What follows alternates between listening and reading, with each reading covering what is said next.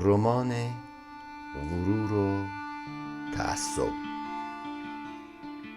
اثر جین آستین، ترجمه رضا رضایی، نشر نی، نخستین نشر، 1384. صدای پریوش زاهدی. 3 بخش. بخش اول، فصل‌های 1 تا 23. بخش دوم، فصل‌های 1 تا 19. بخش سوم، فصل‌های 1 تا 19. صغیر و کبیر فرضشان این است که مرد مجرد پول و پله‌دار قاعدتاً زن می‌خواهد.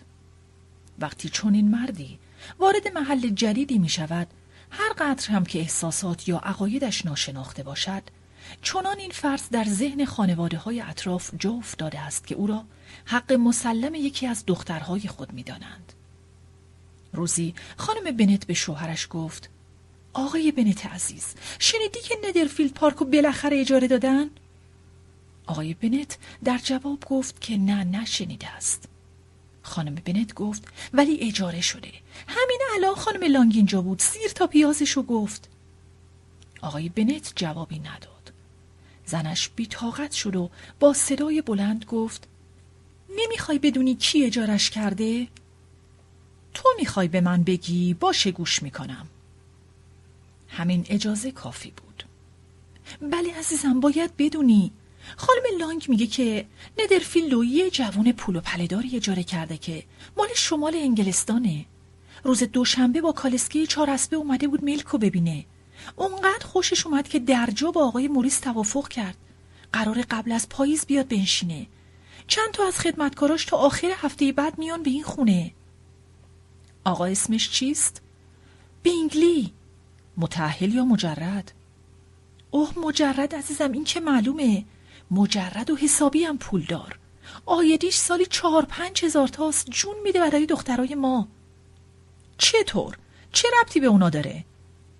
زنش جواب داد: آقای بنت عزیز من، فکر و حواست کجاست؟ خب باید بفهمی که منظورم ازدواجش با یکی از دخترای ماست. آقا هم برای همین کار اومده اینجا؟ برای همین کار؟ چه حرفا؟ اصلا میفهمی چی میگی؟ خب احتمالش زیاده که عاشق یکیشون بشه. به خاطر همین تا اومد باید بری دیدنش. من دلیلی برای این کار نمیبینم. تو دخترها اگه میخواین برین، حتی میتونی خود دخترها رو تنها بفرستی برن. تازه شاید خیلی بهترم باشه، چون تو هم مثل اونا خوشگلی و هیچ بعید نیست آقای بینگلی از تو بیشتر خوشش بیاد. عزیزم، تو لطف داری. البته من یه زمانی بدک نبودم، اما حالا که ادعایی ندارم. زنی که 5 تا دختری گنده داره که دیگه به فکر خوشگلی خودش نیست. چیزی هم از خوشگلیش نمونده که بخواد به اون فکر کنه. ولی عزیزم، وقتی آقای بینگلی اومد همسایه ما شد، تو حتما باید بری دیدنش. این کار از من ساخته نیست، خیالت راحت باشه. یکم فکر دخترات باش. به این فکر کن که یکیشون حسابی سر و سامون پیدا میکنه. سر ویلیام و لیدی لوکاس هم میخوان برن دیدنش، فقط هم برای همین کار. خودت که بهتر از من میدونی اونا کلن به دیدن تازه واردان نمیرن.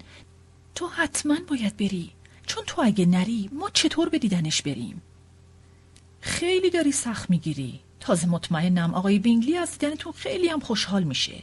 منم چند خط مینویسم بدین دسته ایشون تا خیالشون راحت باشه که من از ته دل راضیم ایشون با هر کدوم از دخترها که دلشون خواست ازدواج کنن.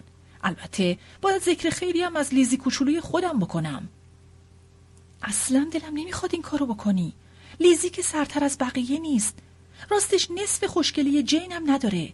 بگو بخند لیدیارم نداره. ولی تو همیشه اونو سرتر میدونی. آقای بنت در جواب گفت: هیچ کدومشون چنگی به دل نمیزنن. اینا مثل بقیه دخترها احمق و خرفتن، اما لیزی تیزهوشتر از خواهراشه.